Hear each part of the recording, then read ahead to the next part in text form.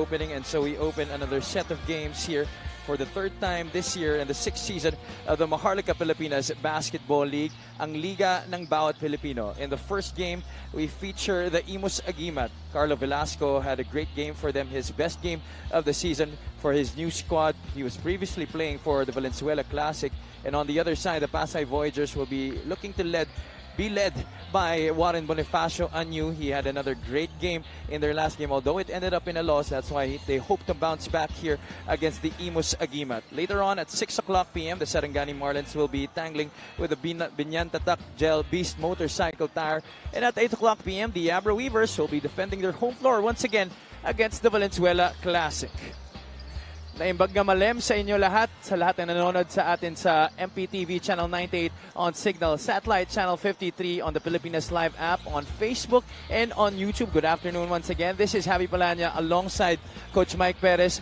Coach Mike, PASAY, they only have 4 games remaining this season, including this one against the IMUS Agimat. Where would you say this team is at right now, and what would you say ang kailangan pa nilang i-improve or i-sharpen heading into the playoffs? Well, I think they're in a spot that's really good, hopefully to get into at least number 8. The number of games that's remaining with them. But really, this is a team that's highly dependent on their starters. Your top 3 players would be Warren Bonifacio, Lawrence Victoria, Don Reverete, your top leading in points, rebounds, and assists respectively.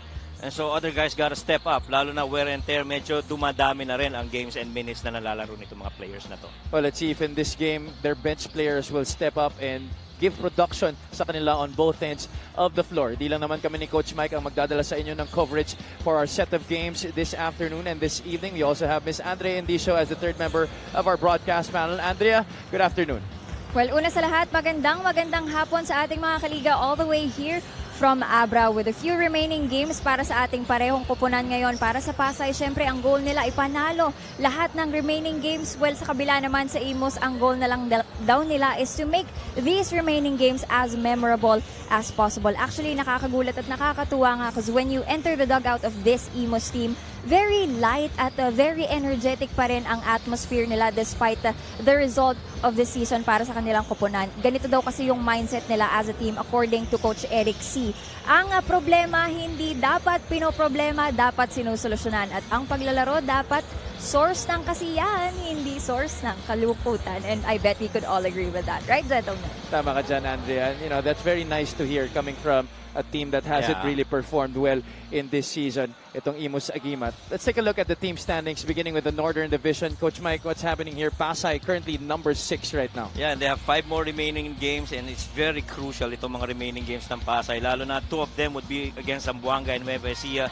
And win as many as you can pagdating mo dito sa stretch nitong season na to, lalo na heading into the playoffs. Meanwhile, Abra Weavers and Valenzuela both also have 7 and 5 games remaining. And again, it really boils down to winning as many games as you can.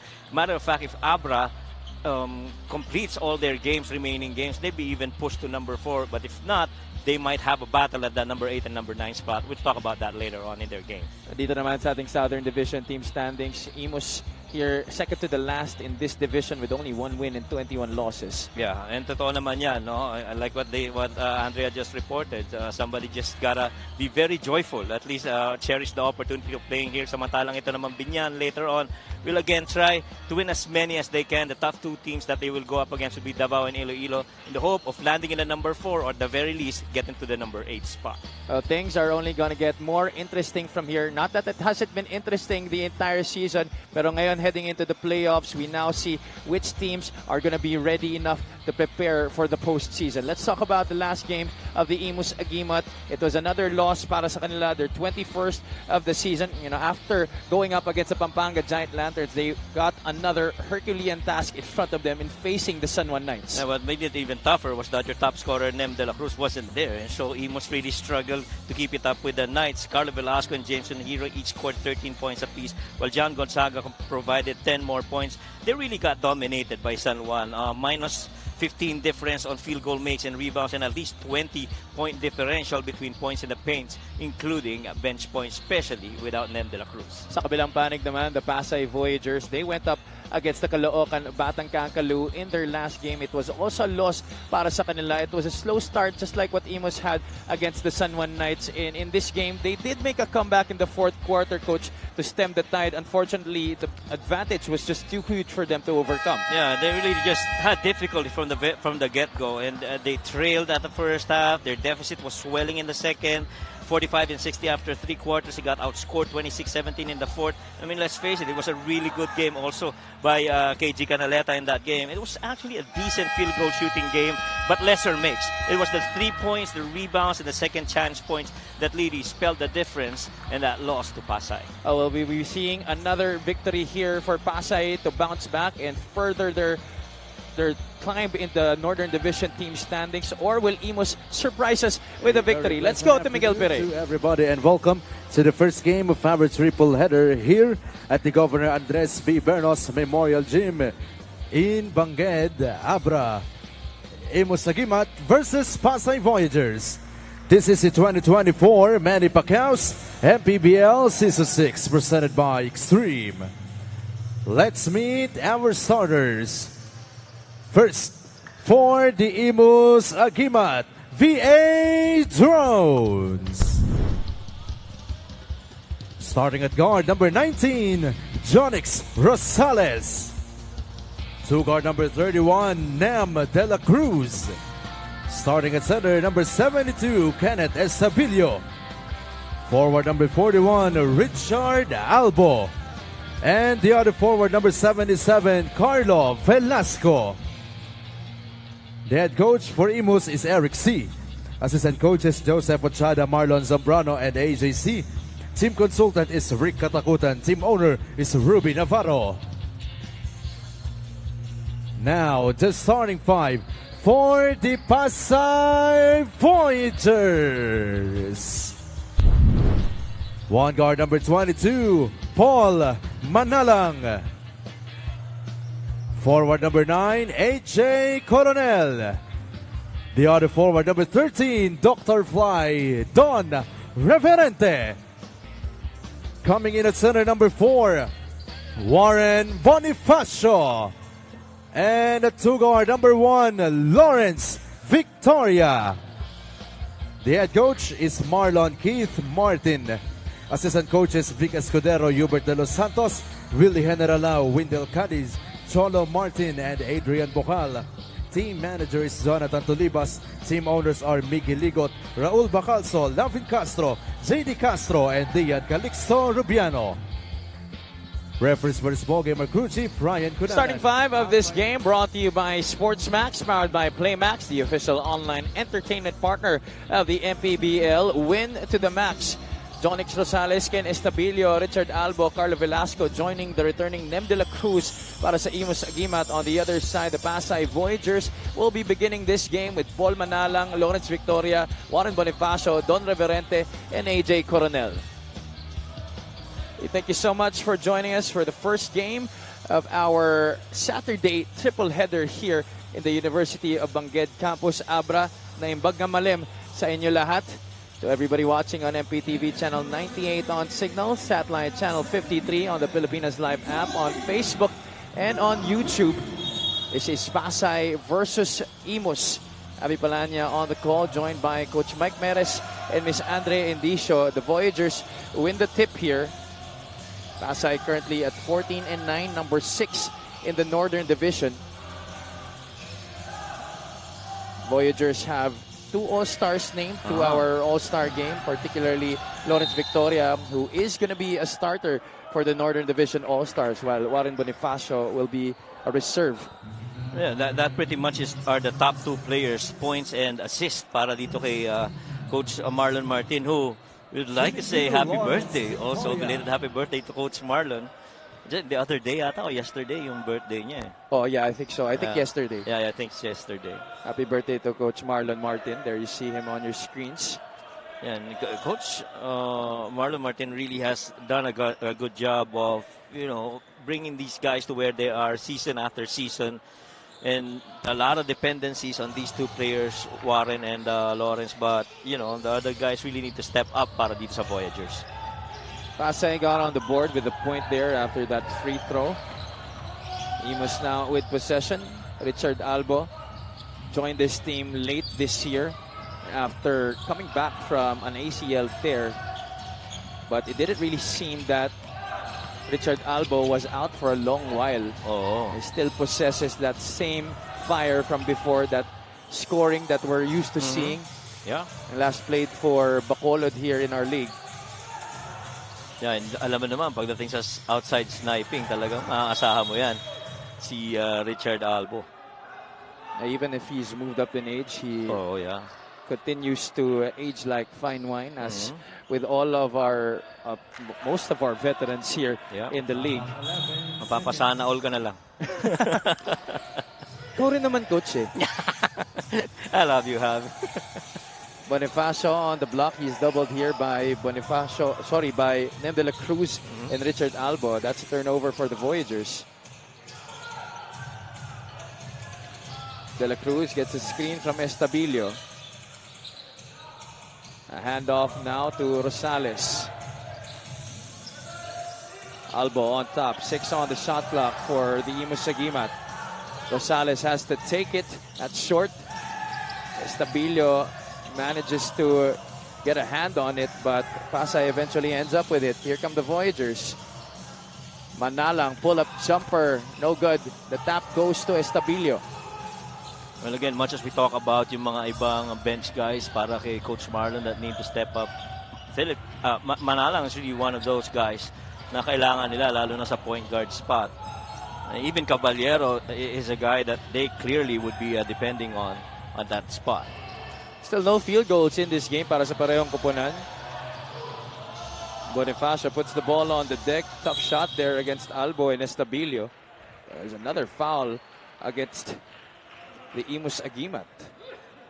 Yeah, and every time itong mga Voyagers, if they have a chance to try and go penetrate inside the pin, you will always find Lawrence Victoria to be part of that attack. And at the most part, nandun rin si Don Reverente. Warren Bonifacio, for the karamihan dun sa labas naglalaro, trying to set it up from there.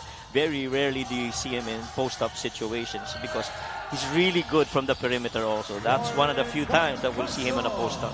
That's the first field goal of the game for the Voyagers and first overall here in this game. Di pa nakakapuntos dito ang IMUS Agimat. Tsaka ganda rin ng field goal shooting nito ni Warren from 3. It's roughly about 31% from there. And so, him staying in the outside. Oh, nice pass.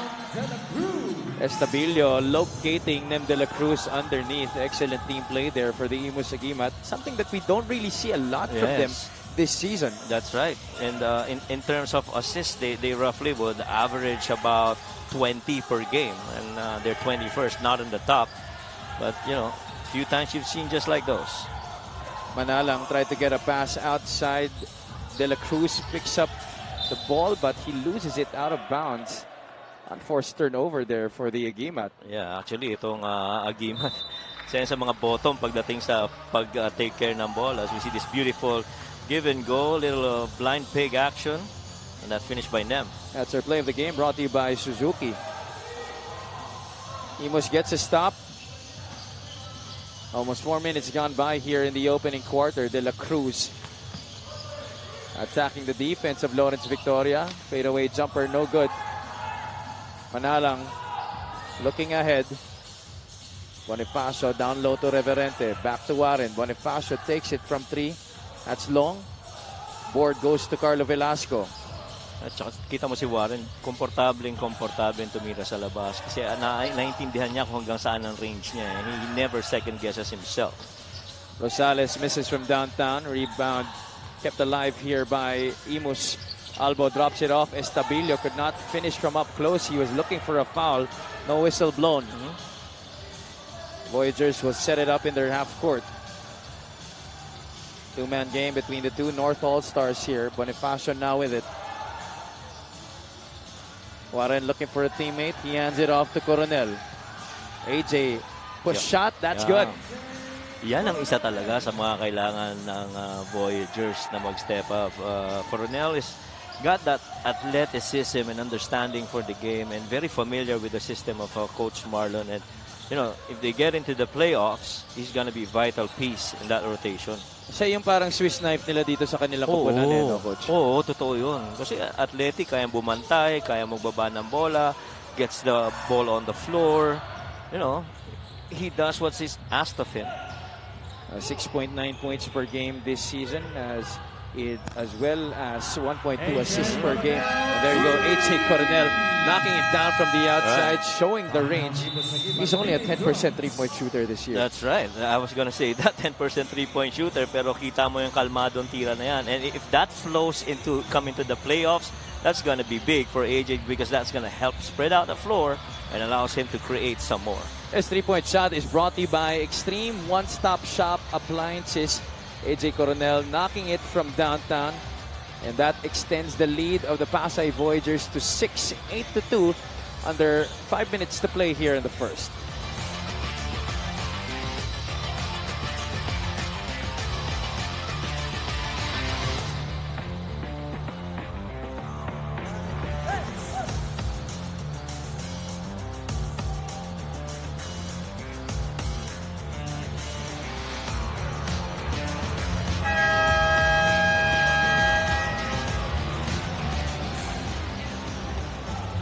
Nagbabalik ang MPBL. After their loss against Caloocan, Coach Marlon Martin said it revealed the fact that we have a lot of polishing to do. At kagaya nga ng nabanggit mo kanina, Coach Mike, this Pasay team depends a lot with Warren and Lawrence. At sabi nga ni Coach M, it can't be that way, especially if we want to compete in the playoffs. Right now, he wants to give more confidence to his other guys, in which for him, the equation goes like this. Training plus a coach's trust and good connection with your teammates would definitely equate to great confidence on the floor. He got this from his mentor, Coach Hubert, and from his experience coaching young kids during the start of his coaching career. Back to you guys. Thank you so much, Andrea. Well, Coach Hubert continues to mentor him from the Pasay sideline as he is one of the assistant coaches of Coach Marlon Martin dito sa Pasay Voyagers. Yeah. And napakarami ng mga coaches rin na in a way na mentor niya ni Coach Hubert. I know some of the coaches, just Coach Pawi Casiano, James Tolentino. I mean, the influence that he has on these former players now turned coach is really something that they cherish a lot. And I like that Coach Marlon mentioned about training to be a part of, you know, them getting to the next level. But because if you've got the talent and you put in the training, that's when you start having your strengths. And without that preparation, without that training, all you really have is talent. So very vital talaga yung preparation na yan pagdating sa training. There's a foul against AJ Coronel. Tingnan natin ang nangyari doon. Here's the strong drive by Velasco, locating Nem de la Cruz from the corner for that three-point shot. And then the answer on the other side, galing dito kay Juan Bonifacio. He hasn't been playing a lot outside. In fact, he's been playing a lot more inside the paint dito sa ating laro. And no question, those two guys can really score. Jameson Hiro coming into the game for the first time for the Agimat, missing on his first attempt. 10-5 is the count. Yeah, tsaka yan si Jameson, ang laki ng bagay na binigay niya sa rotation ng IMUS. You know, it just provided that certain level of depth. Matter of fact, nung pumasok yung mga nag-transfer ng window, gumanda yung performance nitong Valenzuela, nitong IMUS. He's one of the many players who transferred from Valenzuela, getting more opportunity here to shine dito sa IMUS Agimat. Meanwhile, Pasay has now gone with 4 players off the bench, and this is going to be the 5th. John Sobrevega, rare appearance early in the game para kay Coach Marlon Martin. Upo na si AJ Coronel. He joins Jasper Salenga, Brian Hilario, Cyrus Tabi, and Miles Cañal, who is at the line, missing on the first free throw. And Cañal also one big guy that can help out, lalo na, you know, palitan with Don Reverente. Ang dami pa naman mga big sa North na kailangan kalabanin mo. So you're gonna need all the help that you can get from that department. I was talking to one of their team managers, Sir Lavin Castro, telling him that ang ganda nung naging pick-up nila dito kay Miles Cañal. Oh yeah, tama ka doon. At saka kailangan talaga na. And Miles is gonna be very vital come the playoffs. And it's gonna be needed just like this guy right here, Hilario. Sobrevega went up for the shot, but was fouled there.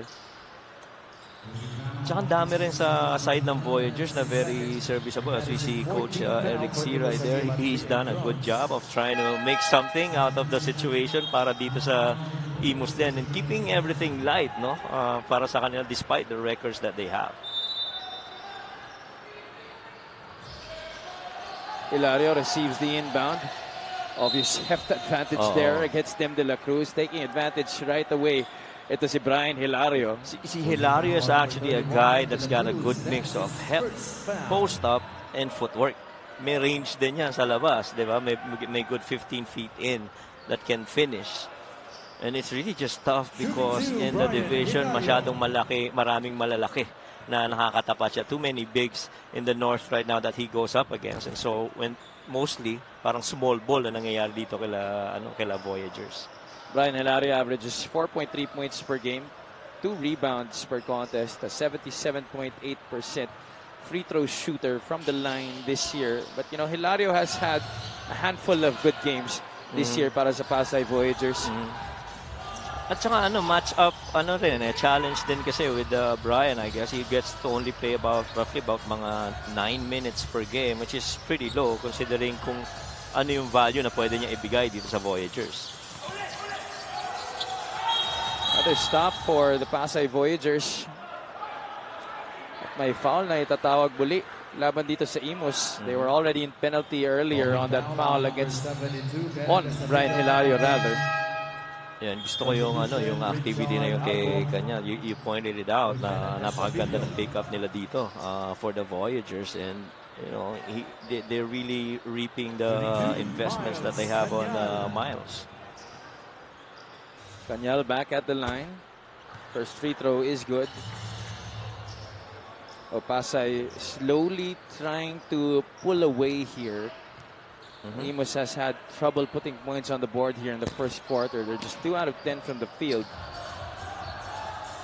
At saka si Kanyal, nataas rin ang percentage. 44% from the field. And he's good with the free throws also. Salenga on De La Cruz. Nem working the 2-man game with Richard Albo. Albo with a hand in his face. A little bit off to the left. Hilario picks up the pass. Sidestep. Short. De La Cruz crashes in for the defensive rebound. Yeah, good job by Richard Albo to try to stop that attack by Brian Hilario. He actually had momentum on his side pero napigilan siya ni Richard. Under 2 minutes to go here in quarter number 1. Shot clock at 8 para sa IMUS. Foul lang may tatawag laban dito kay Brian Hilario. First personal laban sa kanya. Yeah. And imagine mo tong IMUS with Richard Albo doing the screen at the top. He most, for the most part, mag-i-slip yan kasi may shooting yan. And imagine if they have a dominant big man underneath na pwede niyang pasahan ng high-low. You know, magandang combination yan to, you know, complement the shooting outside of Richard Albo. Sobrebega picks up another foul here. Pasay now with 3 team fouls here in the first quarter. Hiro trying to work something out here. Jameson, fall away jumper, that's no good. Tabi soars for the rebound. Voyagers move the ball here in the half court. Kanyal to the right side. Salenga on dribble. No, he goes to the pass. Kanyal misses. That was short. The pitch out ahead to Hiro. That's a foul against Salenga. Jameson Hiro getting the basket there. A chance for one more point at the free throw line. Well, that's exactly what IMUS got when they acquired Jameson Hiro. A guy who can not just put the ball on the floor and make decisions, but can actually leak out and finish strong in the open floor. That's our fast break of the game, brought to you by SportsMax, powered by PlayMax, the official online entertainment partner of the MPBL. A win to the max.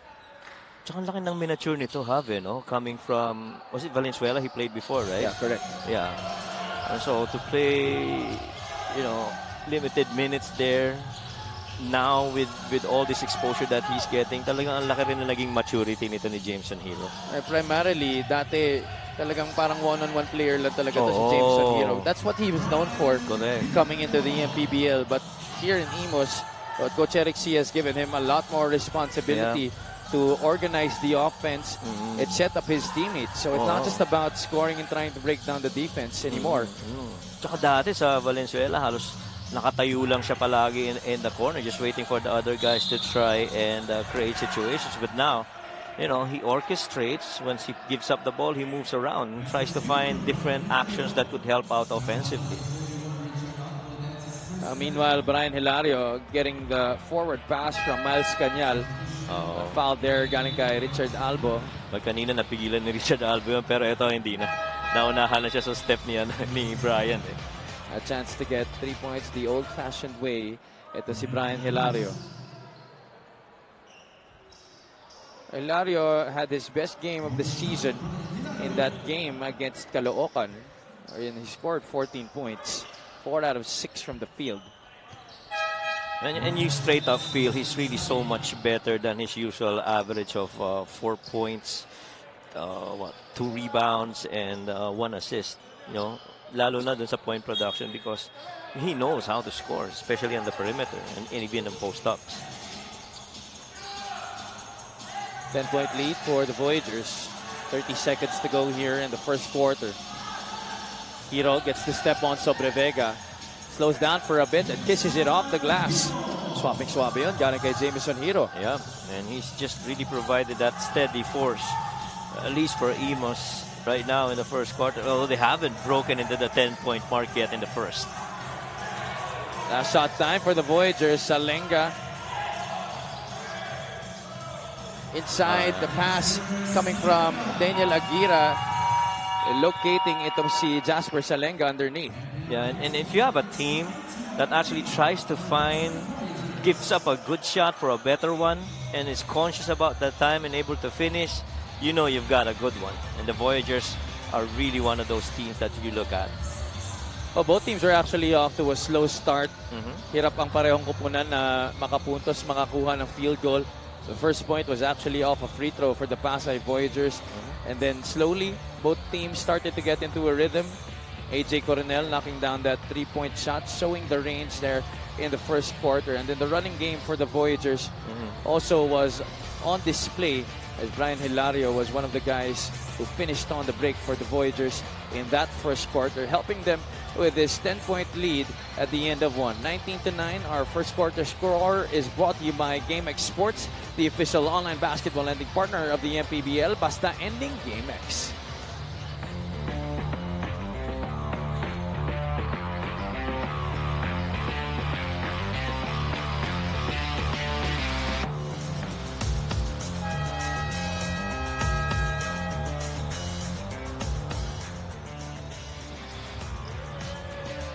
Check out our fan of the game, brought to you by Jinky Skin. One of the few beautiful faces inside the Governor Andres B. Bernos Memorial Gym here in the University of Bangued campus in Abra. I say that because konti pa lang yung mga tao dito, okay? Hindi ko sinasabi na konti lang yung magaganda. Yeah. Mamaya yan, dadami na. Mamaya marami yan, second for sure. game, you know, things will start, people will start coming in. This is normally how yung the folks of Abra would come in, mga second game na, no? At panigurado, tsak na punong-puno ito mamaya, especially for the last game between the Abra Weavers and the Valenzuela Classic. Right. Of course, in the second game, it's going to be the Binyanta Takjel facing the Sarangani Marlins in a Southern Division showdown. But right now, we have PASAY going against IMUS. Of course, PASAY trying to improve their standing in the Northern Division, while IMUS, they're trying to end their campaign on a high note here. And now that you mentioned about Binyan, PASAY really just couldn't get 100% Lawrence Victoria in that game, while KG was super efficient on in that game and really just made it all the more difficult for Coach Marlo to come up with anything. But their last game, Coach, was against Caloocan. Another one in Caloocan, that's right. Against Caloocan pala, sorry. 19-9. Jameson Hiro streaking into their front court. Oh, that reverse muff there by Gonzaga. Those are the kinds of shots that IMUS has muffed throughout the year. Pwede nang pumasok pero hindi pumapasok. Kaya ngayon, 26% lang yung shooting nila. No? It's pretty low. Elvin Chan has now checked into the game para sa Pasay. Sobre Vega, high looper of a 3. That's off to the right. Carlo Velasco with another board. Good push by Carlo. Early minutes as well para kay Warren Chenes dito sa ating laro. Hero getting inside once again and floating it up and in. Well, si Hero so far is the hero para dito sa, sa IMUS, you know. He's just been a guy that's done almost everything for Coach Eric C. He's got 6 points in the game. Sharing scoring honors in this one together with Pasay's Brian Hilario. Sobre Vega, another try from the outside. That was way off the mark. Hero trying to get stopped there by Elvin Chan. Ang bilis ng pagtakbo ni Jamison Hero pero di niya naiwanan si Elvin Chan. Oo, Coach. grabe. Yun nga sasabihin ko rin eh. Dapat iwan na eh, no? Pero Oo, eh. iba rin talaga ang foot speed ni ni Elvin eh. Well, I wouldn't say foot speed. Maybe I would say yung gulang talaga ni Elvin Chan, ibang klase. Pwede. Let's go to Miss Andrea Endicio. Kung ang Pasay 2 days ago pang nandito sa Abra, this IMUS team just arrived today. At sabi nga ni Coach Eric C, kinulang man sa tulog, sa layo ng biyahe, tuloy ang laban. But speaking of biyahe, 2 guys from IMUS is no stranger sa pagdayo kung saang-saang lugar because of their Dayo series before. At yan ay sina Nem de la Cruz at Carlo Velasco. Together with Poy Poy Actub, they became a part of a Filipino YouTube basketball group to where Carlo says he owes a lot to. He got to play in many different places, even in Dubai because of this group. At kahit hindi nga raw siya ganun ka-active doon, it was indeed an experience of a lifetime, having to save her life in basketball one place at a time. Well, that sounds kind of familiar to us, right, Javi and Coach Mike? Siyempre naman, di tayo strangers sa ganyang klase ng lagay. Siyempre dito sa MPBL, you know, we savor the experience and the opportunity to go around and cover basketball dito sa ating bansa. Yeah, totoo ka dyan. Napakasarap ng pakiramdam niya. We're very lucky and we thank the league for the opportunity given to us, as always. And that YouTube channel that Andrea was talking about, where Carlo Velasco and a number of other guys were part of, was actually the Mavs Phenomenal Basketball, Yeah. where also Kit Jimenez came from. Tsaka ang dami na rin, you know, skills that got developed in the players that's been in that program of Mavs Phenomenal. I know some of the guys right now, may mga bago rin mga players na dine-develop there. And who knows, Coach, maybe soon we'll see some of their players come in here and get the opportunity to play dito sa Liga ng Bawat Pilipino. And all the more platform for them to show off their skill set. And just like this man right here, Jameson Hero.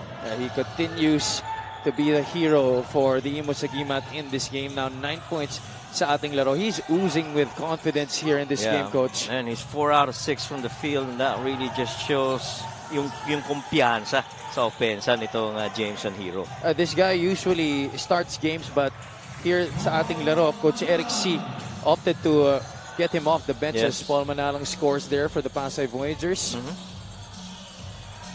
3-pointer by Gonzaga is good. That's one guy too, Gonzaga, that's been doing pretty well for Coach Eric. Last game he had 10 points.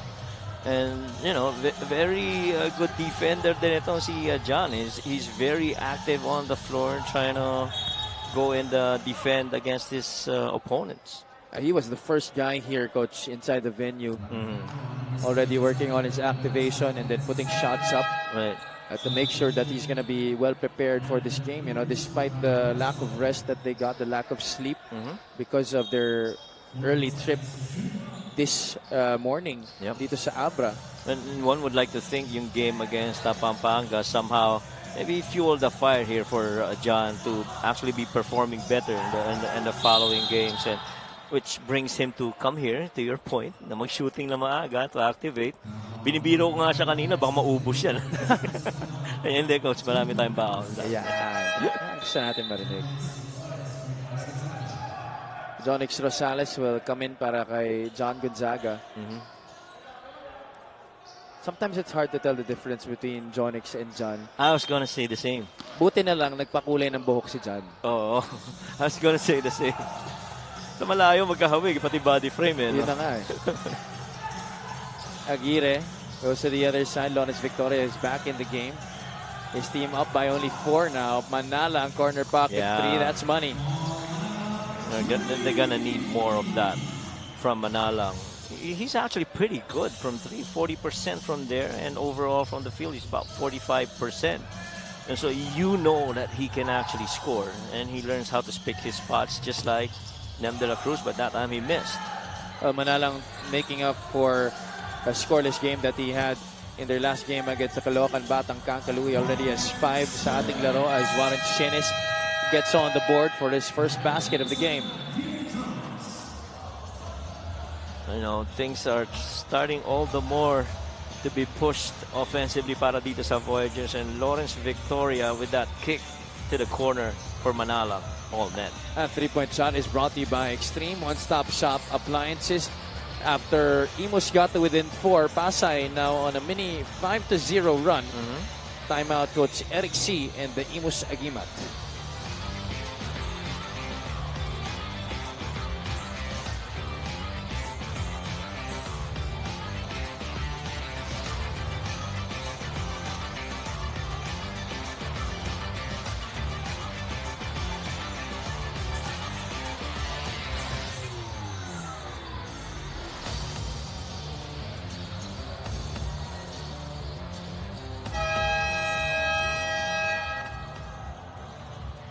Lawrence Victoria was only good for 2 points against the Caloocan Batang Kankalu, coach. Just 1 out of 10 from the field and 0 out of 3 from the outside. But he did have 5 assists, although kulang na kulang yung naging performance niya despite them losing by only 6 in that game. That's right, and he's good for about 15 points per game. So you're losing 12 to 13 points in that match. And again, babalik ka, he's not 100%.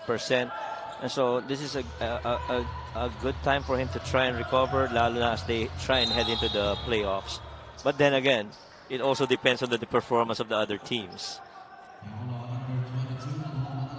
Paul Manalang committing that personal foul there as he continues to try and slow down Jameson Hero here in the first half. Yeah. Unfortunately, he hasn't really been that successful. Hero already with 9 points sa ating laro. Gets the step once again. Try to deliver a pass to Estabilio underneath. That's picked off by the Pasay defense. Aguirre will go all the way. Left-hand finish. Wala. Yeah, didn't have the numbers in that situation. And Nicodemus tried to look a pass to Kenneth Estabilio. That's off a Pasay player. Baseline throw-in para dito sa IMUS Agimat. 5 minutes and 13 remaining here in the second quarter. There you see Coach Marlon Martin and Coach Eric C. Ang ganda pala ng matchup natin sa coaches. Oo. Match na match. De La Cruz loses it on the way up. That's going to go the other side to the Pasay Voyagers. IMUS with 5 turnovers in this game. But both coaches really have done a good job in trying to come up with something para sa team nila na dito sa Pasay. Over the years, it's really been these two guys, Lawrence Victoria and Warren Bonifacio, together with Don Reverente, that's carried the load. At some point, when they had SGLC Patrick Sleet, he was actually pretty good coming off the bench, and since he left, medyo hirap na from that bench point production itong Voyagers. He was actually the leading scorer for Pasay. Yes. 15.4 points per game si Patrick Sleet, and that's why when he left, there was a big void that Pasay had to fill. At saka defensively, is the third leading steals guy para dito sa Voyagers, and so you lose that amount of talent, somebody else gotta cover for that. It's not just the numbers, it's his overall impact sa laro ng Pasay that the Voyagers sorely missed when he had to leave to go back to his mother squad in the NCAA. Of course, he now transferred to the Perpetual Help Altas after spending most of his time in the FEU program. And samantala, ito naman si Coach Eric C. Mahirap yung dinagdaanan nila. They've been losing double digits and a lot of points. This team is averaging roughly about 22 points losing margin, and they win by 6. Yun yung winning margin nila. So night in and night out, every time you play, you expect na ganon. Medyo mahirap. All right, there's a coach's challenge here by Coach Marlon Martin. We'll take a short break.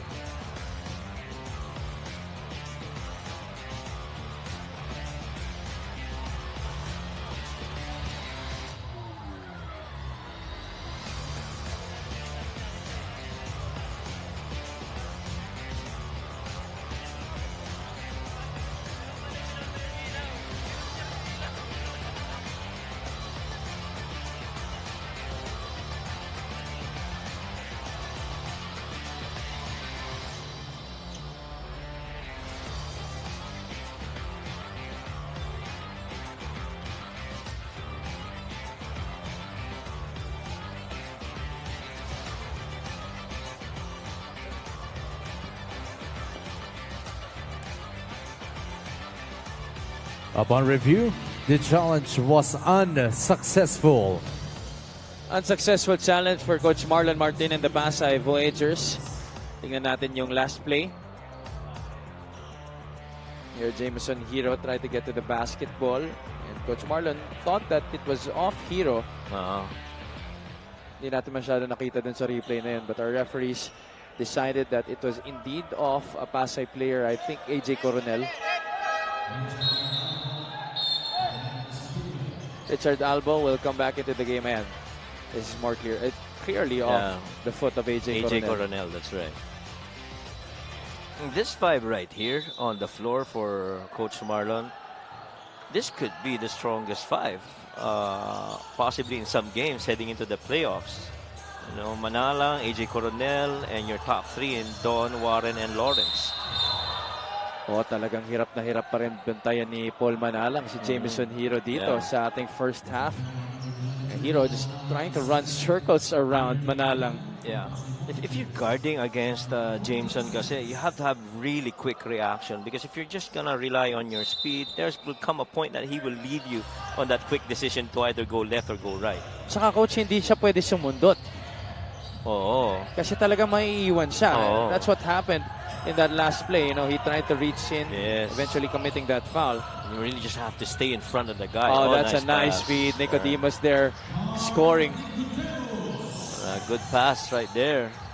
Leaving it for Nicodemus. Right now they're on a zone. That pass coming from Punzalan. 26-19.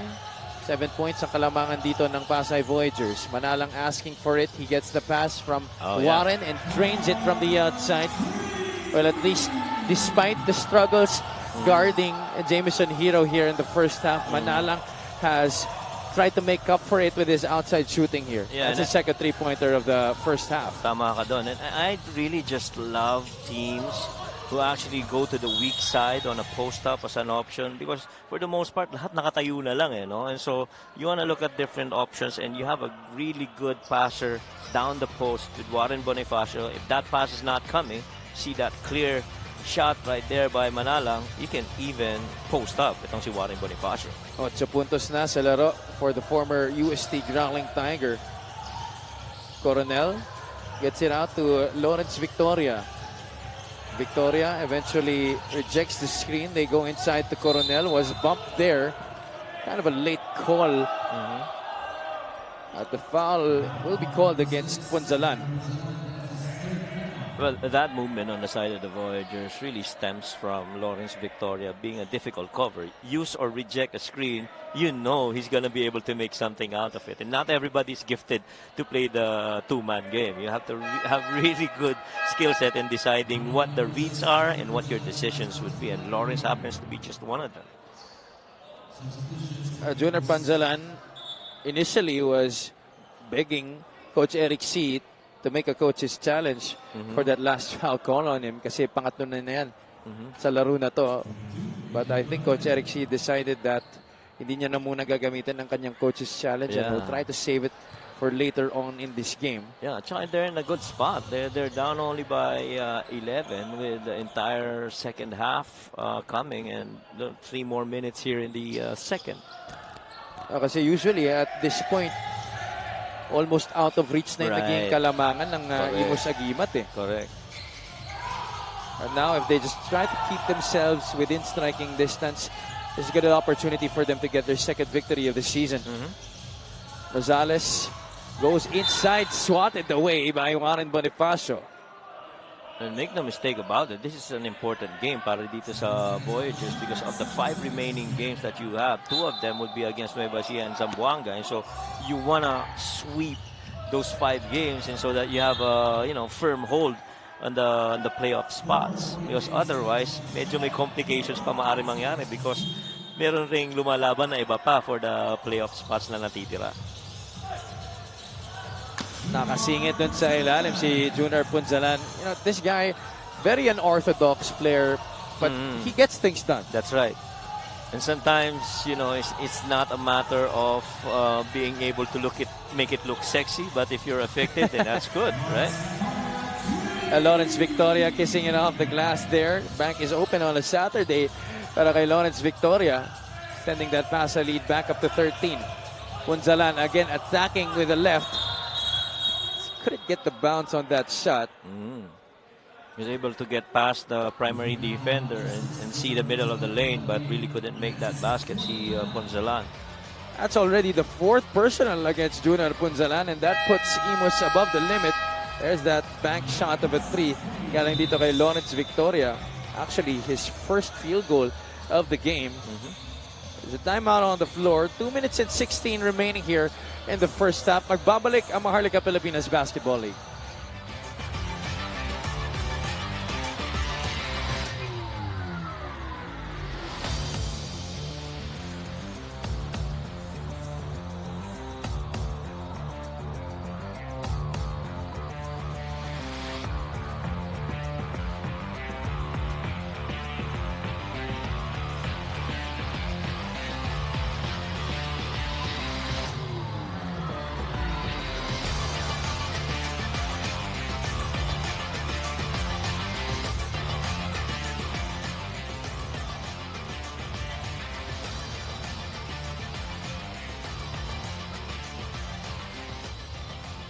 Up next for the PASAY Voyagers in their next 3 games, they will go up against the Marikina Shoemasters on August 30. On September 9, they face the Bicolandia Oragons. And 3 days after that, they will be defending their home floor again against the Zamboanga Master Sardines. That game against Marikina also at the Cuneta Astrodome. Don Reverente will be taking 2 free throws here. Reverente still scoreless in this game. Reverente had 8 points against the Caloocan Batang Kankalu, 4 out of 7 from the field in almost 22 minutes of gameplay. I'm sorry, no, it's Warren Bonifacio taking the 2 free throws. Kanina si Reverente yung pumipwesto dun sa gitna.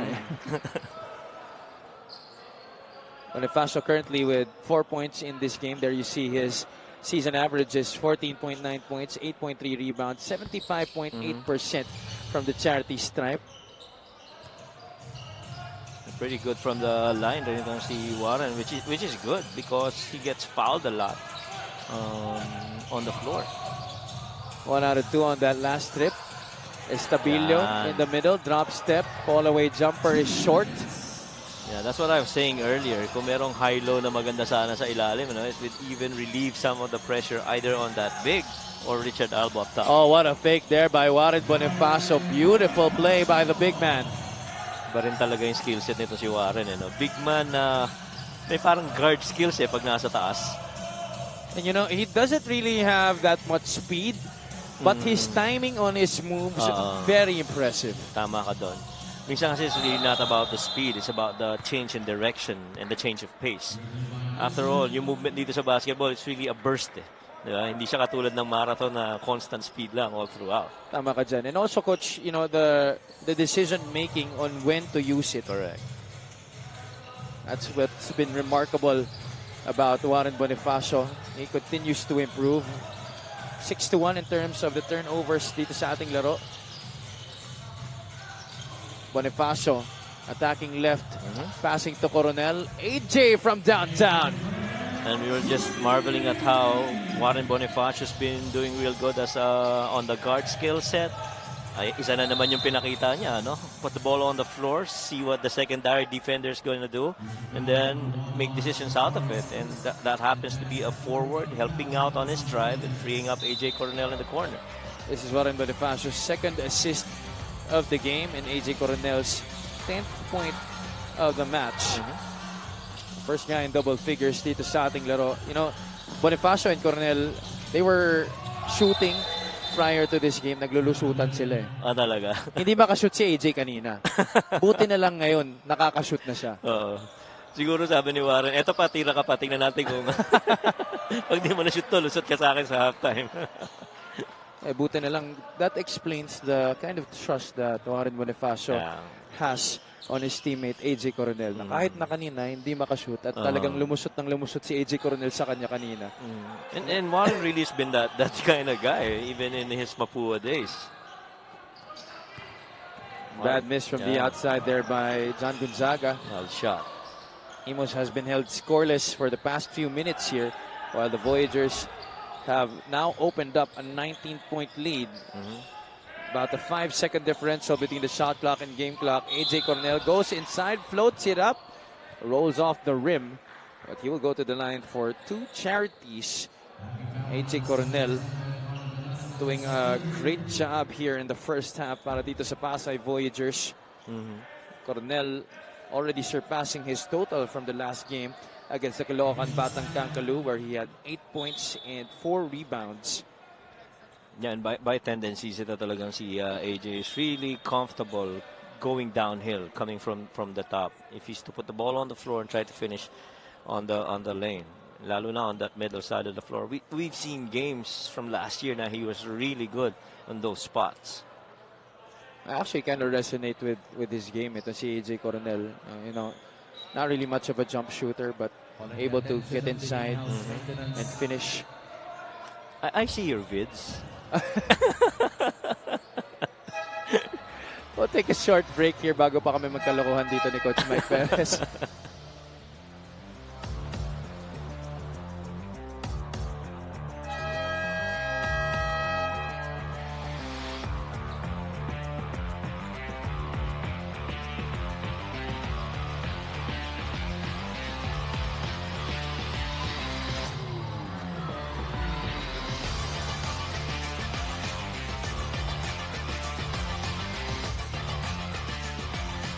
Nagbabalik ang inyong Maharlika Pilipinas Basketball League, ang liga ng bawat Pilipino. This is Javi Palanya, joined by Coach Mike Perez and Miss Andrea Indicio. AJ Coronel now at the free throw line here for the Pasay Voyagers, leading all scorers with 11 points in this game, and more importantly, he now has extended this Pasay lead to 20. There you see the free throw story on your screens. 8 out of 14 for Pasay, while IMUS has only gone to the line 3 times. Chance for the final shot here for the Agimat. Estabilio in the middle. Rosales could not handle the pass. Butterfingers para kay Jonix Rosales. I didn't like the way that pass came in. 3 point, wala doon sa pocket pass area niya. Sa receiving. And so he had difficult time catching it and eventually tried to shoot it. How will Pasay make of this final 5 seconds? Bonifacio, that's way short. Kitang-kita pa lang dun sa pag-release niya. So lulusot ngayon si Warren kaya kay AJ. Natawain dalawa. Oh, mas maraming 3-point shot ang na-convert ni AJ Coronel dito sa first half. Correct. Strong showing by the Pasay Voyagers at the second half of our second quarter. IMUS was sticking around in the first period before the Voyagers were able to hold them scoreless and put on a great offensive showing. Manalang, Bonifacio, and Coronel combining for 26 points. And that's a good story altogether. You've got other guys outside of Don Reverente and Lawrence Victoria. That's always good if you're Coach Marlon. This is the biggest lead of the game for the Voyagers, 41-21. Our halftime score brought to you by GameX Sports, the official online basketball lending partner of the MPBL. Basta ending, GameX.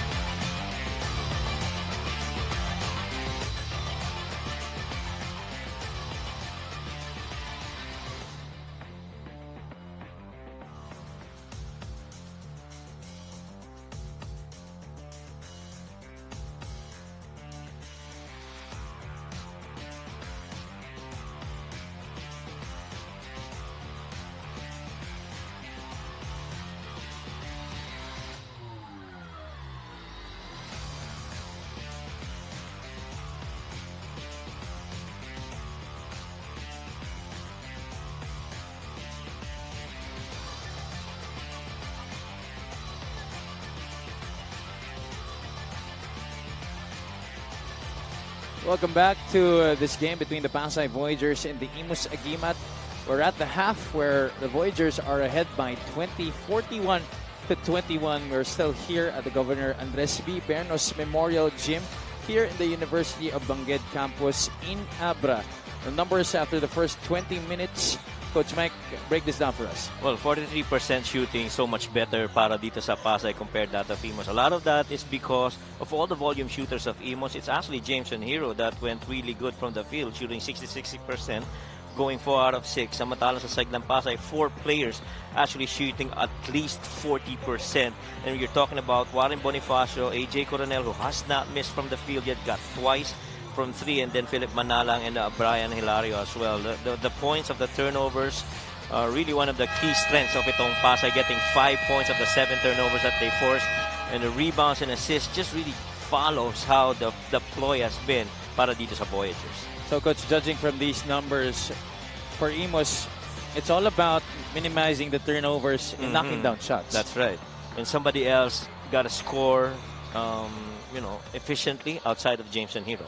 Aside from Hero, leading scorers for IMUS are Nem de la Cruz, John Gonzaga, and Carl Nicodemos. Yeah. On the other side, the PASAY Voyagers are led by AJ Coronel with 11, the only guy in double figures so far sa ating laro. Paul Manalang has 8, Bonifacio has 7, Hilario has 6. Yeah, Chelsea, Nem de la Cruz is even shooting only 28% from the field. And, if you have a game that Nem shooting that way, medyo mahirap if you're IMUS. Considering that he is their best Correct. scorer this season. Correct. Ito si Nem de la Cruz. 2 out of 7 in this game. Let's hope that he bounces back here in the second half to try and stem the tide here for the IMUS Agimat. Let's go to Miss Andrea Endicio. IMUS was pretty close with PASAY during the start of the ball game, but towards the end of the second quarter, doon na ngang nagsimulang lumayo ang Voyagers. Kaya naman during halftime in the IMUS huddle, ibinigay muna ni Coach Eric C. yung oras sa mga players niya para makapag-usap, voice out their reasons. Bakit nga ba hindi sila nagko-connect? Walang communication inside the floor even if the instructions are given. So first things first for the second half, connection through communication. Back to you guys. Thank you so much, Andrea. Connection through communication. Let's see how well that pans out for them here in the second half. Talking about the IMUS Agimat. Yeah, and karamihan, lalo na pagdating sa assist, that 17 versus 8, not enough ball distribution, not enough makes even if you have a really good cut and they're not making shots or those good feeds. Those 17 assists, really impressive for the PASAY Voyagers after the first 20 minutes. We talked about it in the top of our coverage, Coach, that many guys, aside from Bonifacio and Lawrence Victoria, have to step up for this PASAY team, especially now that they're winding down their season and heading into the postseason. Right, and you pointed out about the assists. PASAY is actually good for 22 assists per game. And right now, only the first half, they only have 17, and shows you the very smooth flow on that ball sharing para dito sa Voyagers. A lot of that has to do with really good conversions from the outside, lalo na if you have AJ Coronel still not missing from the field. Jameson Hero continues to be the bright spot in this game para sa IMUS Agimat. He splits his charities though on that trip to the line. Pero kailangan marami kang ilaw na bukas na maging bright spot para manalo ka sa isang game. Tingnan natin kung madagdagan ng kuryente dito ang IMUS Agimat. Hero, that's a nice pass to Nem de la Cruz. That should have got him going.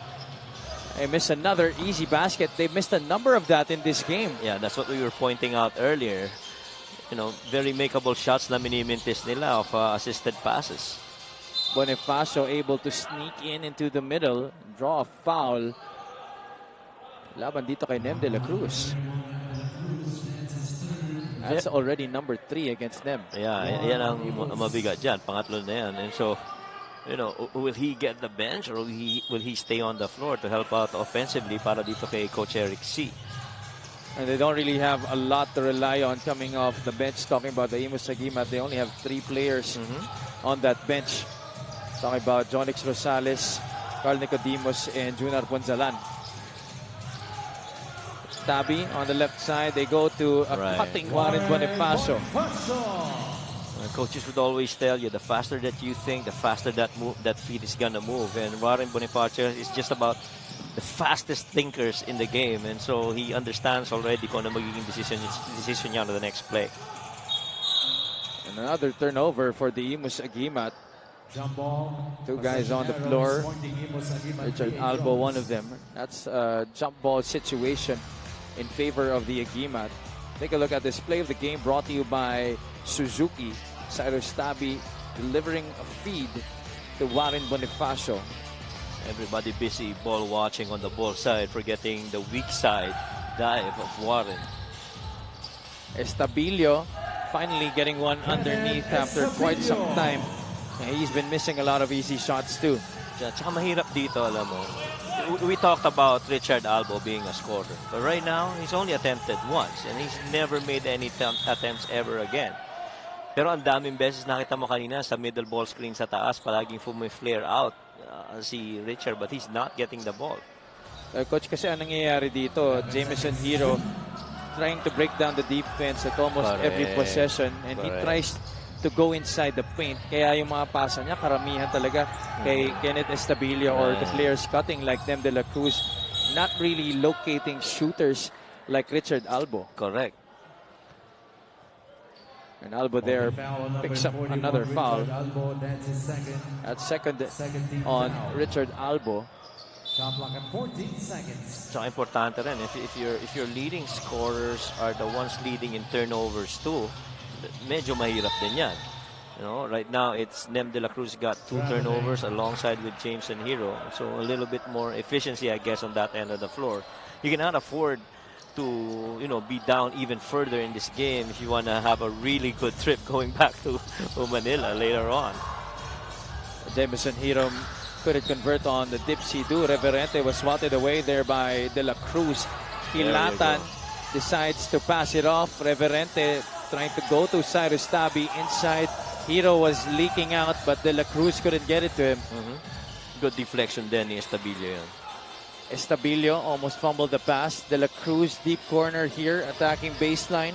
Got shut down there by Cyrus Tabi. Velasco was blocked, but Hilatan got some of the wrist of Carlo Velasco there on that drive. Taas rin ang elevation ni Velasco, you know. Kita mo yung drive na yon, and total breakdown defensively. You see Coach Marlon not very happy with that last foul of Hilatan. This free throw is brought to you by Extreme Appliances, ang subok at kompletong appliance brand ng Pilipinas. Velasco so far still scoreless in this game after the season best output in their last game against the San Juan Knights. Yeah. Velasco gets on the board there with that free throw. 43-25. Ano dyan, si Velasco played almost 20 minutes already pero hasn't made any attempt except for that last drive of his. Nice pass. The Voyagers showing their improved chemistry in this game. Particularly here in the second half, Coach. The passes have increased for the Voyagers. Right. Considering they already got 17 assists in the first half. Yeah. And I've always, this guy Hilatan of the Voyagers, I've always liked how he played. He's very composed. You know, economy of motion, hindi masyado maingay on the floor, but once he gets the spots, very good decision making rin. Makikita mo dito kay Hilatan. This is only the 4th game para kay Jess Hilatan this season. What a drive and finish for Cyrus Tabi. And then we talked about guys needing to step up. That's just about one of the names that really should come up, Cyrus Tabi. Well, many people forget how exciting Cyrus Tabi can get. Oh, naman. You remember his time with Zamboanga wherein he had some games where talagang maganda naging contribution niya. Check out that drive to the basket in the finish. Changing sides in the air. Ito si Cyrus Tabi. Jess Hilatan scoring his first 2 points of the game. And right now, I would say Cyrus Tabi and Jess Hilatan just feeding off each other's energy right now. And you love the combination of these two guys in the backcourt for Coach Marlon. That's his first 2 points of the entire season, Coach Mike. Wow. Jameson Hero, those aren't his first 2 points of the game. And he adds on to his total here. Hero now with 12 points sa ating laro. And you're happy for Jess, no? Coming up with his first 2 points, and he's really been very patient at the opportunities given him by Coach Marlon. Salenga tried to create separation there against Carlo Velasco, missing on the jumper. IMUS pushing the pace here. De La Cruz, will he be given continuation? Yeah, that's one part of the game, I guess, at least to my observation of Nem De La Cruz, which you hope would go and be developed some more. So you see this beautiful slip there by Jess Kilatan. Timed it perfectly, though, and a good pass by Warren. Here you see Jameson Hero going inside to score once again para sa IMUS Agimat. Outside of Jameson Hero, the top scorer for IMUS is Nem De La Cruz. Yeah. Now with 6 points after that made free throw. And I was saying about Nem De La Cruz on an open floor situation like that, you have to have a pull-up game or a floater game that would allow you to second guess yung depensa kung anong gagawin mo. Because if you always finish with a 1-2 step, they'll just wait for you inside to get in, and then that's when they start defending you. Salenga to the left side they go. Kilatan commits another traveling violation. Good read, naiwan lang yung footwork. Ganda yung close-out, nakita niya pero naiangat niya yung pivot niya. Coach Marlon Martin and the Pasay Voyagers looking to improve their record to 15-9 here against the 1-21 IMUS Agimat. And you see Kilata as he approaches Coach Marlon after he got subbed. He said, I did a jump stop. 2-foot jump stop. How could I be called for a travel? Sobre Vega, it's the pass to Hilario. Drains the jumper. Siguro naman wala ng question pagdating sa ability to shoot from the perimeter ni Hilario. He's proven that time and time again that he's got that range, not just on the post-up. Hilario was the star player of PMMS in college, playing under Coach Aldrin Morante. He's no stranger to knocking down shots. Just like that guy, Carlo Velasco, finally getting his first field goal of the game. Yeah, and I do understand si Coach Marlon din ang assistant ni Coach Aldrin, and you see that pull up again. Hilario showing us the range from the perimeter. 53 to 51. Estabilio sees a cutting De La Cruz. Finally, the hang time and the score. This time para kay Nem De La Cruz. On a 1-2 drive and, a little contortion up in the air, that's where you get a lot of Nem De La Cruz, actually. Hopefully that will ring the bell here for the IMUS Agimat. Try to spark a fire underneath them here in the third quarter. But good read then kay Estabilio. Didn't put the ball on the floor. He waited for the other guy to come in. And very familiar ka dyan. Blind pig action, triple post offense. You gotta have a third guy that's involved, and that third guy happened to be Nem De La Cruz on that finish. Actually, we really loving setting up that kind of play when we were in high school. As Brian Hilario is loving how he's performing here in the third quarter. That's his third straight jumper. That's right. And Hilario's been pretty solid so far. 3 out of 3, but Richard Albo's now getting in a little groove here. First 3 points of the game para kay Richard Albo, the former Navotas clutch player, Davao Occidental Tiger, and Bacolod All-Star. Now getting on the board. Hilario locates Cañal, who scores. Well, needless to say, Brian right now feeling the flow of the game. 12 points in the game para sa kanya. That's his first assist of the game. Albo hands it off to De La Cruz. Nem gets a screen from Estabilio on the left side. De La Cruz too strong on the three-point try. Chenes takes the handoff to Elvin Chan. Cañal gets it on top. Now it's with Hilario at the baseline. Brian kicks it out, doesn't force the issue. Sobre Vega does the same. Elvin Chan trying to look for someone to pass to. Shot clock was winding down. It stays with Pasay. Pero kita mo yung disiplina ng Pasay. Drive, attack, jump stop, cuts.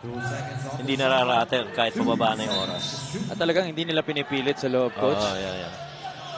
Hilario. Late challenge from Estabilio. He's hot right now.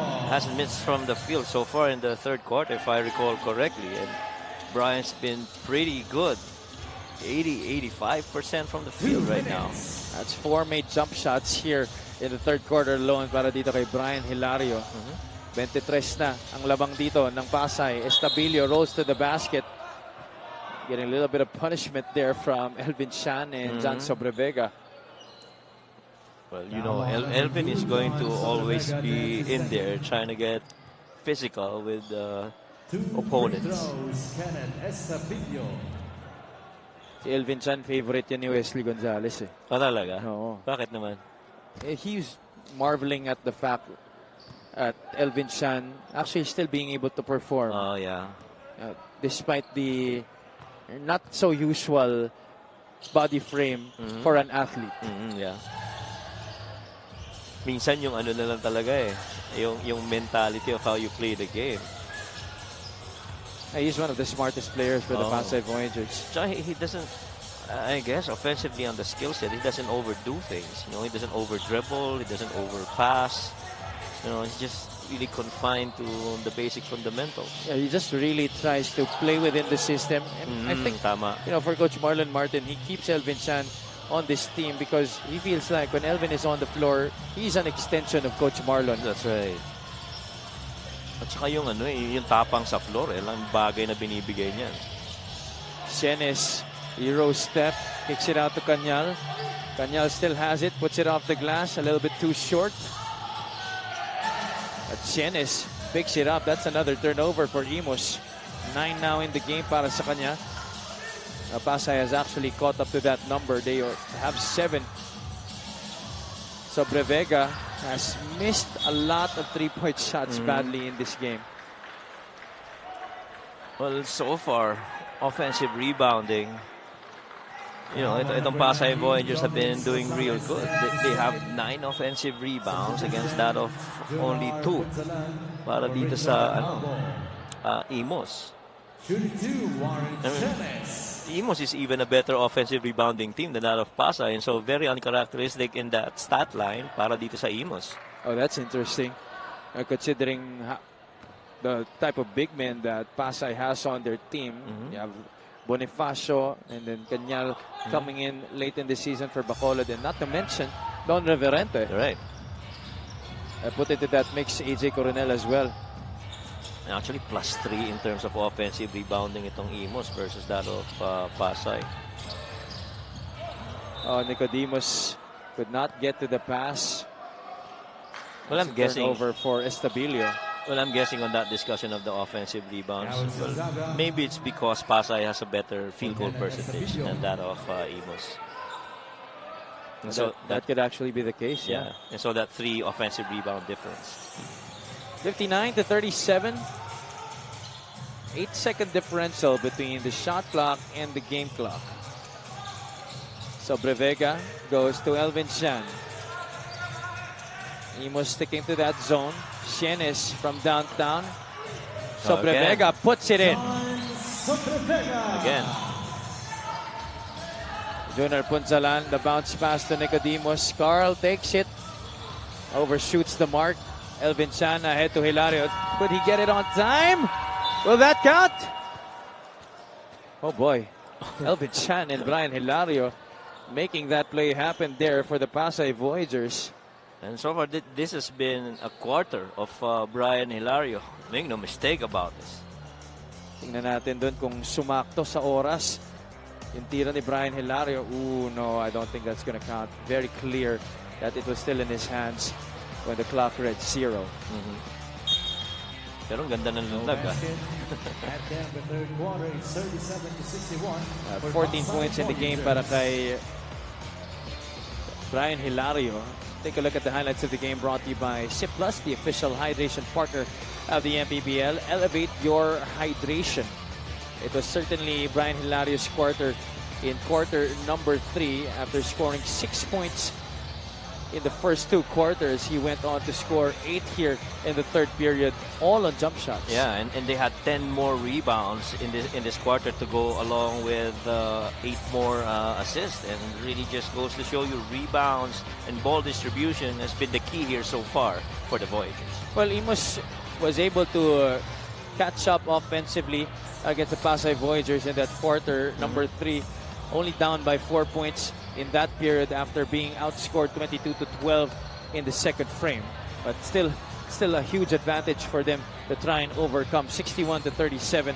Our third quarter score brought to you by GameX Sports, the official online basketball ending partner of the MPBL. Basta ending, GameX.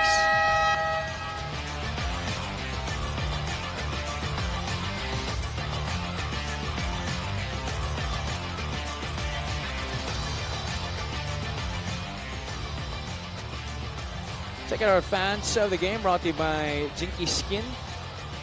Among the Abreños here inside the Governor Andres B. Bernos Memorial Gym, the University of Benguet campus here in Abra. We welcome you to the fourth quarter of this game between Pasay and IMUS. Javi Palanya joined by Coach Mike Perez and Miss Andrea Endicio. Later on, we have Binyan facing Sarangani, and in our main game, of course, the Abra Weavers defending their home floor for the third time this year against the Valenzuela Classic. Our quarter scoring in this game, Coach Mike. Yeah, kita mo yung slow start para dito sa IMUS, not even getting to 10 points again. Second quarter, Pasay continued to pound on that, and patuloy pa rin yan pagdating sa third. It really was a matter of closing out quarters stronger. And so, if you recall yung second quarter, medyo maganda yung start ng IMUS, but then again, sa dulo, binawian sila, lalo na with those really good outside sniping of AJ Coronel and good ball distribution that led to those 18 assists for the Voyagers. Junior Punzalan splits his charities there. Punzalan has saddled with foul trouble throughout this game, and that's why he hasn't seen a lot of playing time dito sa ating laro. Pressure now applied by IMUS. That's a foul against Gonzaga. And kanina pinag-uusapan natin yung struggle shooting from the field for IMUS. It was only Jameson Hero at the half who was actually doing real good. Come the third quarter, it still is Jameson Hero. But his numbers have gone down a little bit. Right now he's shooting roughly about 50% from the field. And Hero starts the fourth quarter on the bench para dito sa IMUS Agimat. So who will IMUS go to offensively here as well as on the defensive side, because they have had a lot of trouble stopping this Pasay onslaught here in the second half. Minsan talaga ang basketball, hindi mo na kailangan pahirapan. Where you have that advantage, in this case, positional advantage, Elvin Chan versus John on that low block, it's always going to be Elvin Chan with the advantage. Simple lang para kay Elvin Chan. Those are his first 2 points of the game. Dalawang dribble na pang-araro paloob, isang drop step sa baseline, tapos ang boxing. 64-38 now. And John did all that he could this time, and it's just that, it's just a load to carry si Elvin Chan from that spot. Even with a double coming, what a steal here by Shenes. Leaves it for Sobrevega, one dribble. Offensive foul laban dito kay Miles Cañalas. He tried to make space for Sobrevega there para sa Pasay. Magandang intention pero natawagan ng foul. Sobrevega and Cañal are joined by Shenes, Hilario, and Elvin Chan to start the fourth quarter here for the Pasay Voyagers. On the other side, Punzalan, Velasco, De La Cruz, Rosales, and Nicodemus are the 5 on the floor for the IMUS Agimat. Already the 13th foul for Pasay, second on Elvin Chan. And so far, 2 players that have really risen for the Voyagers, AJ Coronel and Brian Hilario. Oh! That's a gorgeous finish para kay John Sobrevega. Very good finish. Trying to twist midair. Velasco gets a spin away from Shenes. Was called for that foul. Foul on number 3, Warren. This is our fast break of the game, brought to you by Sports Match, powered by Play Match, the official online entertainment partner of the MPBL. Win to the max. Hang time and the adjustment there para kay John Sobrevega. Ganda ng ball fake. Sabay elevate sa layup na yun. Batang-bata pa to si John Sobrevega. There's still so much potential that hasn't been realized yet. And I'm sure, playing under some veterans here para sa Pasay will only fast-track his development here in the MPBL. And you see Miles Canyal getting fouled in that last possession. Really, we talked about this, yung magandang binibigay nito ni Miles, sealing off against a defender down low, understanding that the ball was already crossed half court. So, really good mentality on the basketball IQ of Miles. Both teams committing a lot of fouls here at the start of our fourth quarter. A total of 8 already, and we're not even 2 minutes into the final frame. Nicodemus putting on the pressure. Sobrevega gets away. Hilario, jumper. That's his first miss since the third quarter. Canyal keeps it alive. Hilario got bumped. No problem para sa kanya as he's able to get that 2 points off the bank. Mukhang wala talagang problema na itira na maayos no? This version of Extra Rice Ink for Pasay has been helping them maintain this advantage here in the second half. Talking about Hilario and Elvin Chan. Parang nagutom naman ako sa banggit mo nun. Which brings to mind, I wanted to ask this question. Every time I go here in Abra, hindi ko alam kung ano yung pagkain dito. What's the delicacy here? This is in Ilocos, you always, it's the longganisa vegan or what have you. What is the food here ba? Alam mo ba? Dito rin nata ako, longganisa rin nata yung isa sa mga sikat na delicacy nila dito. Tatanungin natin mamaya. Tanong natin mamaya. Para mabigyan natin si Ton kasi naghahanap rin yata si Ton. Si Ton talaga mahilig yan sa food trip Oo. Another great team basketball on the offensive para dito sa Pasay Voyagers. Warren Chenis cutting, getting the pass, and making the basket. Yeah, and again, very basic basketball, give and go action between your big and wing that's going downhill.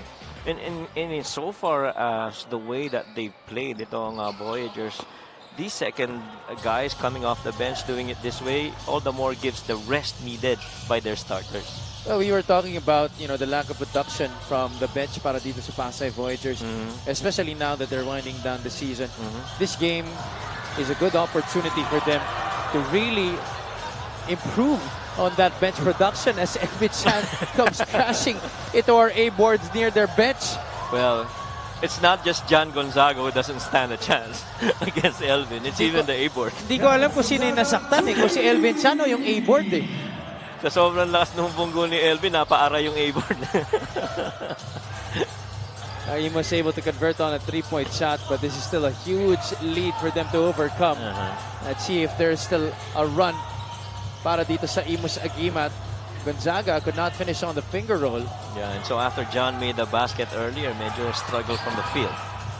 Sobrevega has now gotten into an offensive rhythm here in the fourth quarter. Impressive finishes after he struggled from the outside in our first 3 quarters.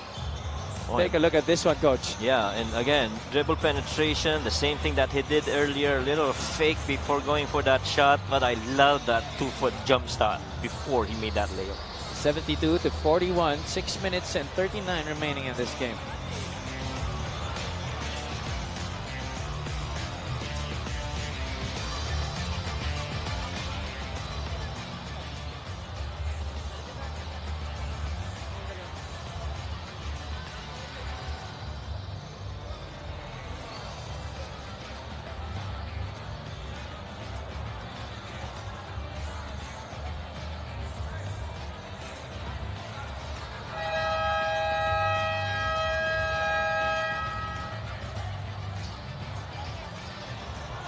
Presenting our Suzuki muscular and sporty fans of the game, just like the Avenus, do more and achieve more with the muscular and sporty scooter from Suzuki. The Avenus, oras na para magmotor. Welcome back here to this game between the Pasay Voyagers and the IMUS Agimat. Last game against the Caloocan Batang Kangkalu, Brian Hilario delivered a 14-point performance, which he has now surpassed here in this game, scoring 16 points, 10 of them coming here in the second half, actually 8 coming in the third quarter alone. Yeah, and it's always good to have a player to consistently, make most of the exposure that's given him on the floor, and the trust I guess that Coach Marlon has given Brian is really coming into fruition right now. And kailangan nila yan, lalo na in their remaining games as they go up against, I think it's Nueva Ecija and Zamboanga, those tough two teams that they need to go up against. The past few games have actually been a good stretch para kay Brian Hilario. He's been given double digits in terms of minutes played on the floor. And in the last game against Caloocan, he delivered his finest performance yet of the season. But certainly this game against IMUS will be his best output of the year so far para dito sa Pasay Voyagers. At saka sa ngayon, you know, PASAY rather, normally gets, 26 points per game coming off the bench. Right now, they're at 32.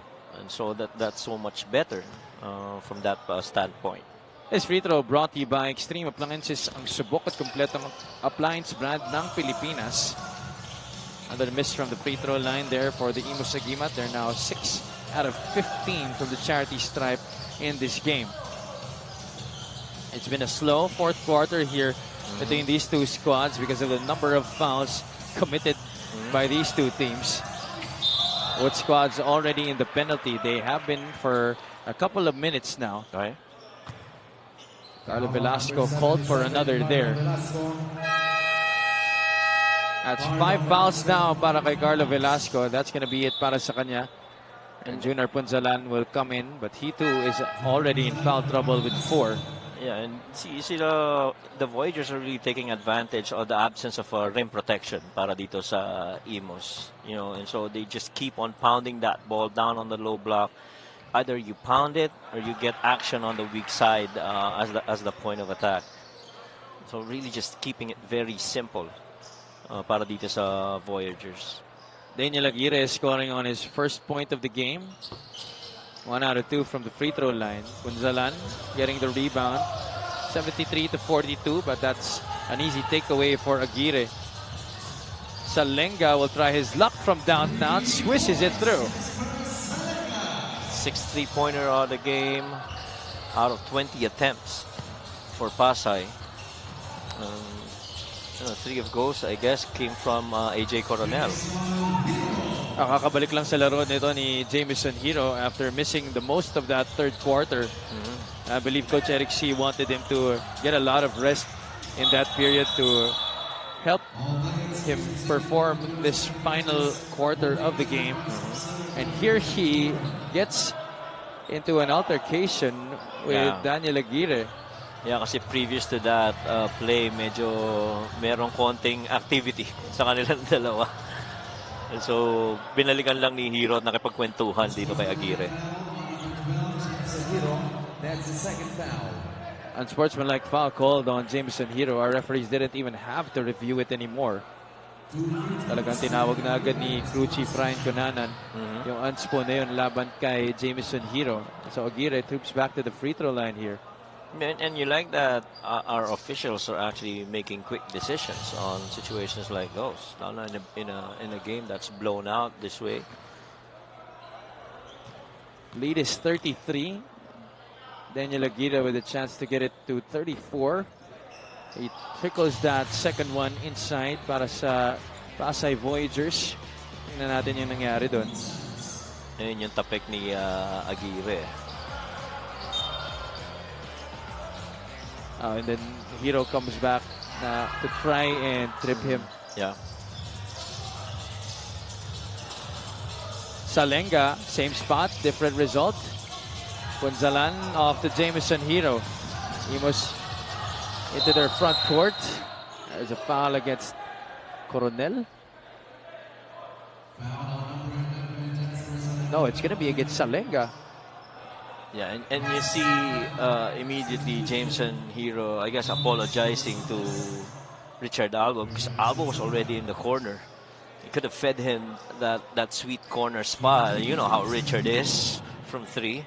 That's money for him. And he can't catch a rhythm right now. Richard's shooting 1 out of 6. He's only made 1 triple earlier from top of the key in the second half. And after that, no conversions after nung attempt na yun. Coach Eric C. and the IMUS Agimat are on a 4-game losing streak. And with the way things are looking here, it looks like IMUS will be reeling to their 5th straight defeat in this one against the PASAY Voyagers. The Voyagers, they've lost 2 of their last 3 games, Coach, though definitely a good game for them to bounce back and prepare themselves for their next games. And they're gonna get, the next game is gonna be Marikina, Bicol, and then their last 2 being Zamboanga and Nueva Ecija. Those last 2 are gonna be crucial for PASAY. Jameson Hero from the outside, couldn't get that one to go. Bonifacio with rebound number 8 in this game. 4 minutes and 16 seconds ang natitira dito sa ating laro. Right after this one, we will have the Binyanta Takjel facing the Sarangani Marlins.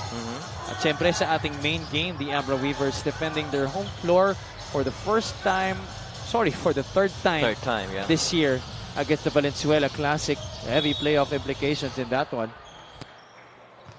And actually, even that game between Binyan and Sarangani, very important para sa Binyan. Yes, that's very important para sa Binyan then, because that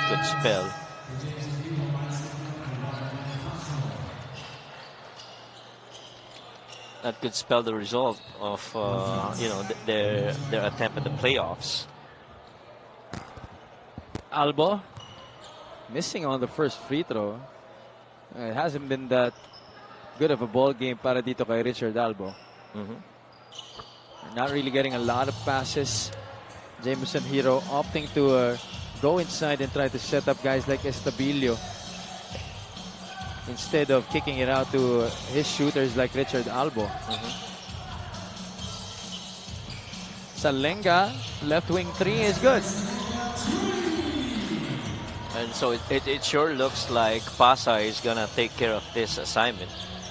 And so after those 2 other games, which you could say medyo lighter because they do real good with teams that's not in the top 3 or the top 4, they will have their efforts to prepare against the Nueva Ecija and Zamboanga in their last 2 games before they close out the regular season.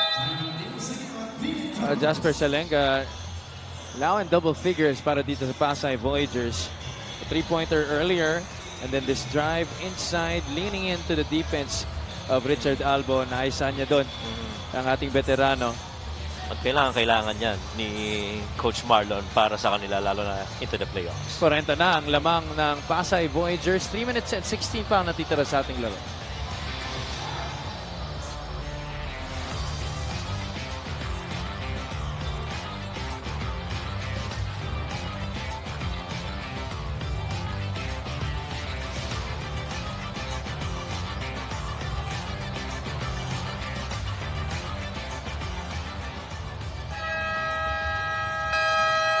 The MPBL leadership on your screens, led by our beloved Commissioner, Captain Marbel Kenneth Veremdes, joined by Security Chief Rudy Distrito. Of course, Operations Head Emerson Oreta is also in the venue, as well as Sataro Macantal.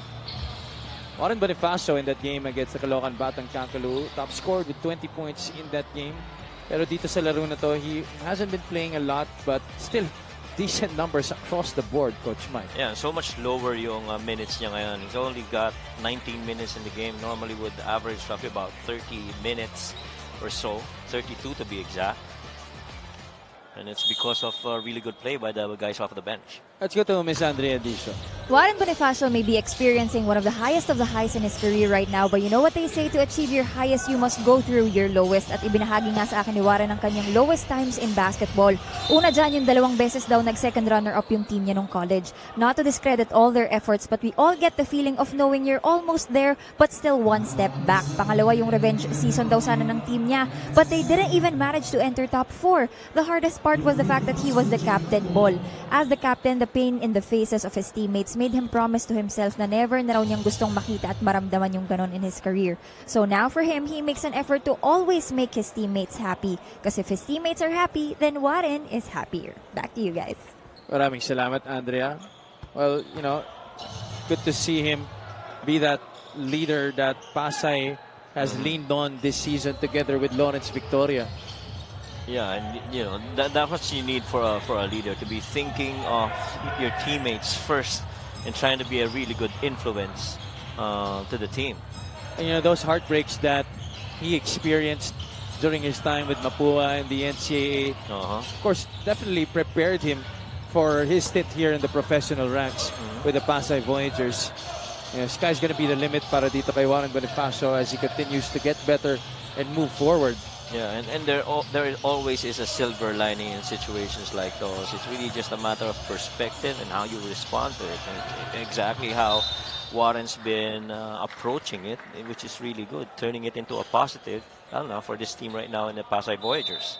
At saka alam naman natin that most of the time, you aren't going to be able to get to the top if you don't experience the lows. Oo. Tsaka mas lalong pinasasarap yun pag nakuha mo yun sa taas, di ba? Pag dumaan ka sa napakahirap. Victory only tastes sweeter when you come back from those heartbreaking defeats and losses in your career.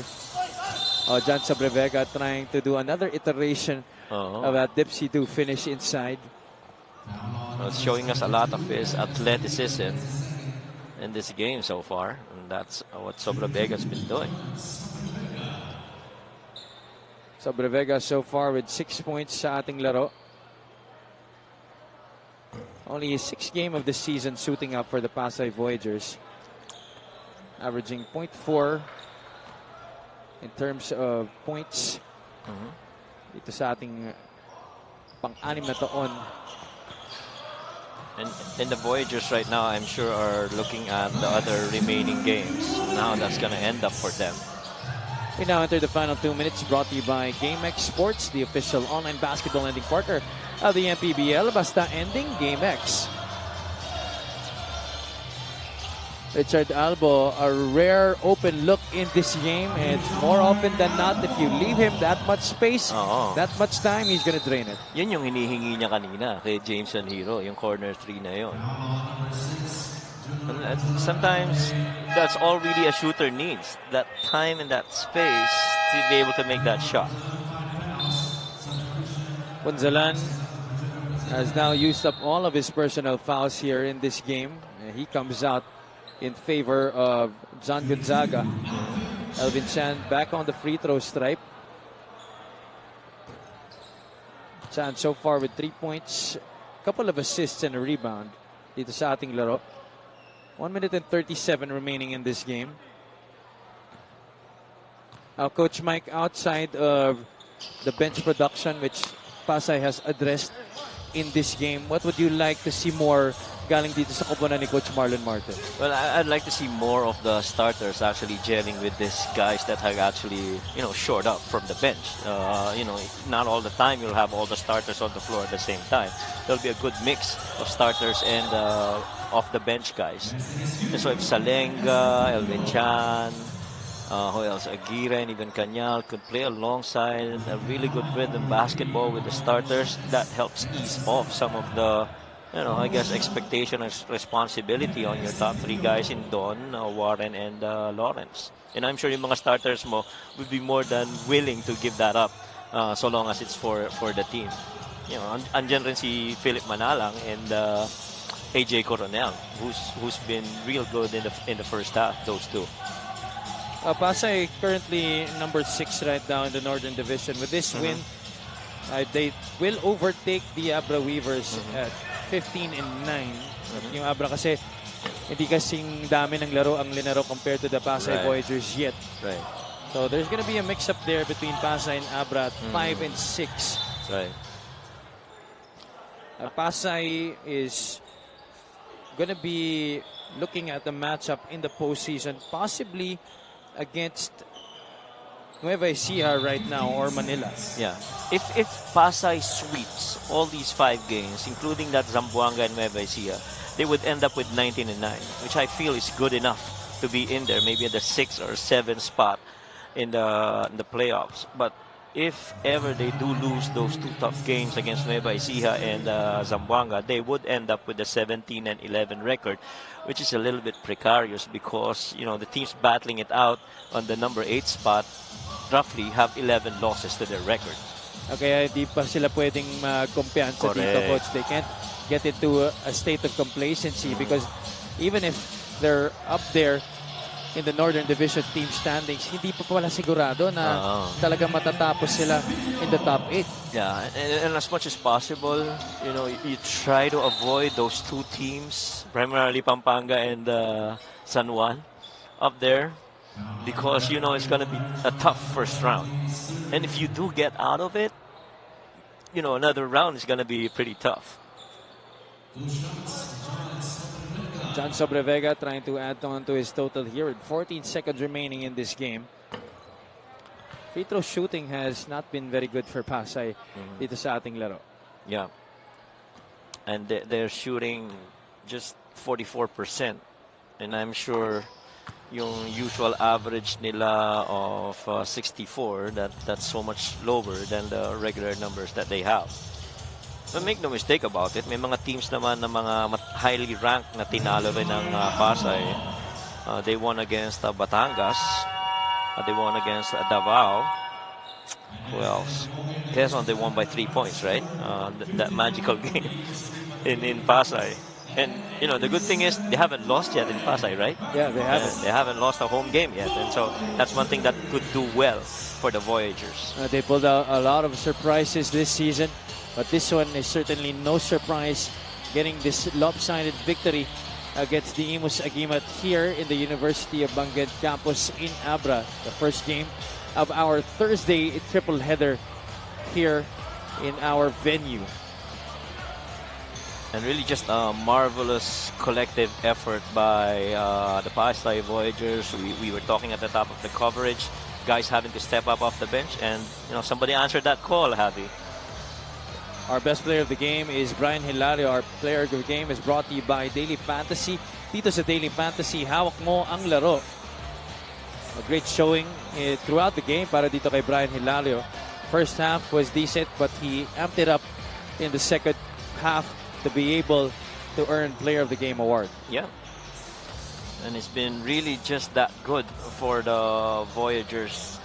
You know, 63% from the field. What more can you ask for from the guy? 16 points para kay Brian Hilario, helping Pasay to this 87-59 victory against the IMUS Agimat. Our final score brought to you by GameX Sports, the official online basketball lending partner of the MPBL. Basta ending GameX.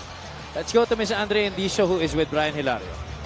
Thank you, Javi. Our daily fantasy best player of this game is Brian Hilario. First of all, congratulations, Brian. Very efficient ka today on the floor with the 16 points and 4 rebounds in just 12 minutes of play. Ayun, siguro ang game plan lang namin, 'di ba? Sinusunod lang namin si coach. Tsaka yung efficiency, siguro dumadating yan kasi araw-araw nag-extra, nag-ensayo. Kasi ang turo sa amin ni Coach Marlon lagi, next man up. So always ready lang kami. And speaking of that, for your next 3 games, 2 beses kayong babalik sa inyong home court, which is Cuneta Astrodome. Matanong ko lang, ano nga bang sikreto ng Voyagers at bakit undefeated kayo at home? Ayun, masarap kasi maglaro sa home court namin, sa Pasay. Sumusuporta yung Pasayeños, sila Mayora, yung mga bosses namin doon. Kaya siguro, tsaka yung samahan, maganda yung samahan ng team namin. Kaya buong-buo kami pagdating ng home court. Speaking of home, for the past 3 days, naging home ninyo ang Abra. Kamusta ang iyong naging experience? Ano bang naging memorable sa iyo so far dito? Ayun, nagpapasalamat ako sa buhayan ng Abra, sa province ng Abra. Sobrang sarap ng pagkain dito. Alright, sobrang sarap daw ng pagkain dito sa Abra. Meron ka bang gusto batiin o pasalamatan? Binabati ko po si Boss Egay and Mayor Amy Calixto Rubiano, Expedia Management Investment, My Pet Space Pet Hotel, NCR Dental Clinic, LCR Water, Tela Athletics, yung family ko sa Malibay, yung kapatid ko, mga pinsan ko, tita, tito, JBBI family, yung PMMS family, si Boss Big Boy na laging tumutulong sa amin, yung girlfriend ko, si Erica Godin, pati yung family niya sa Samar, pati happy birthday kay Coach M, pati kay Jan Sobrevega. Alright, thank you so much. Once again, that is Brian Hilario, our best player of this game, brought to you by Daily Fantasy. Dito sa Daily Fantasy, hawak mo ang laro. Back to you, Javi and Coach Mike.